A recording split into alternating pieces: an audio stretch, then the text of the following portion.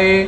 10ਵੇਂ Guru Maharaj JIO Punjab ਅਤੇ ਹੋਰਨਾਂ ਇਲਾਕਿਆਂ ਦੇ ਉੱਤੇ ਆਈ ਵਿਪਤਾ ਜੀ ਮੀਂਹ ਅਤੇ ਹੜੇ ਮਾਰੀ ਸਤਿਗੁਰੂ ਮਹਾਰਾਜ ਜੀਓ ਹੜ੍ਹ ਦੇ ਪਾਣੀ ਦੇ ਨਾਲ ਅਨੇਕਾਂ ਇਲਾਕੇ ਤਬਾਹ ਹੋਏ ਜੀ, ਅਨੇਕਾਂ ਦੇ ਘਰ ਬਰਬਾਦ ਹੋਏ। ਸਤਿਗੁਰੂ ਮਹਾਰਾਜ ਜੀਓ ਆਪ ਜੀ ਉਹਨਾਂ ਦੇ ਅੰਗ ਸੰਗ ਸਹਾਈ ਵਰਤਣਾ ਜੀ, ਉਹਨਾਂ ਦੀ ਸਾਰ ਲੈਣੀ ਜੀ, ਉਹਨਾਂ ਇਲਾਕਿਆਂ ਦੀ ਰੱਖਿਆਵਾਂ ਕਰਨੀਆਂ। ਸਤਿਗੁਰੂ ਮਹਾਰਾਜ ਜੀਓ ਗਏ ਹੋਏ ਸੇਵਾਦਾਰਾਂ ਨੌਜਵਾਨਾਂ ਦੀ ਅੰਗ ਸੰਗ ਸਹਾਈ ਵਰਤਣਾ ਜੀ, ਉਹਨਾਂ ਦੀ ਸਹਾਇਤਾ ਉਹਨਾਂ ਦੀ ਸੇਵਾ ਥਾਂ ਪਾਉਣੀ ਜੀ।